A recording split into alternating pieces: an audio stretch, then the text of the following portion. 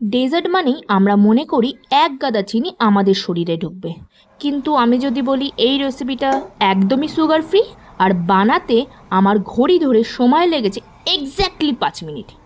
কি বিশ্বাস হচ্ছে না তো? তাহলে বাকি ভিডিওটা দেখে নাও। এখন যেহেতু আমের মরশুম, তো সবার বাড়িতে আম তো পাওয়াই যাবে। আমি এখানে মাত্র 2টো আম নিয়ে নিয়েছি আর এইভাবে আমগুলোকে কেটে নিয়েছি। যতক্ষণ এই আমটা কাটাচ্ছ, তোমরা আমাকে বলো তো আমার এই রেসিপিটা তোমরা কে কোথা থেকে দেখছো? তাহলে অবশ্যই তোমাদেরকে একটা থ্যাংক ইউ তো জানাতেই হবে। আচ্ছা তোমরা বলো তো কে কীরকম করে আম কাটতে ভালোবাসো? আমি এইভাবে কাটতে পছন্দ করি, এতে খোসাও ছাড়াতে হয় না আর খুব সহজেই আমের পাল্পটা বেরিয়ে আসে।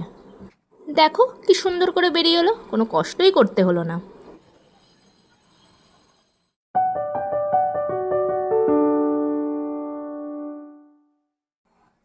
আমি এখানে একটা গোটা আমের পাল্পকে বের করে নিয়েছি। এবার এটাকে দিয়ে দিচ্ছি একটা মিক্সিং জারে। আর লাগবে আমার এখানে পনির। আমি এখানে প্রায় 50 গ্রামের মতো পনির ইউজ করেছি। এবার আর কি, সব তো কাজ শেষই হয়ে গেল। এইবার মিক্সিং জারের ঢাকনাটা লাগিয়ে দিয়ে একদম মিক্সিং জারটাকে করে ঘুরিয়ে দাও। ব্যাস 90% কাজ তো তুমি করেই নিলে। এবার শুধু প্লেটিংয়ের পালা। তাহলে চলো দেখে নিই প্লেটিংটা আমি কী করে করছি। দেখো কত স্মুথ হয়েছে আর খেতেও কিন্তু খুব সুন্দর হয়। এইভাবে তোমরা একবার ট্রাই করতে পারো। আমি সবার প্রথমেই একটা নিয়ে নিয়েছি এরকম কাচের একটা গ্লাস। তোমাদের কাছে যেরকম গ্লাস থাকে তুমি সেরকমই ইউজ করতে পারো। কাচের হলে একটু দেখতে সুন্দর হয়, ব্যাস আর কিছুই নয়।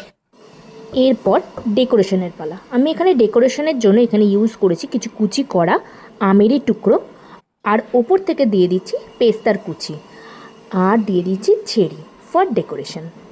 দেখো কি দেখতে কি সুন্দর লাগছে না? তোমাদের বাড়িতে যদি স্যাফরন থাকে তাহলে দিতেও পারো, না থাকলে নাও দিতে পারো, কোনো ব্যাপার না। আমার কাছে একটু ছিল আমি তাই দিয়ে দিলাম। এবার এটাকে 10 থেকে 15 মিনিটের জন্য ফ্রিজে রেখে দিতে হবে। হ্যাঁ, এটা কিন্তু ঠান্ডা ঠান্ডায় পরিবেশন করতে হবে। বাড়িতে যদি কোনো গেস্ট আসে তাহলে অবশ্যই এটা তৈরি করুন, আর যদি না আসে তাহলে নিজেরাই বাড়িতে বানিয়ে তৈরি করে খেয়ে নিন।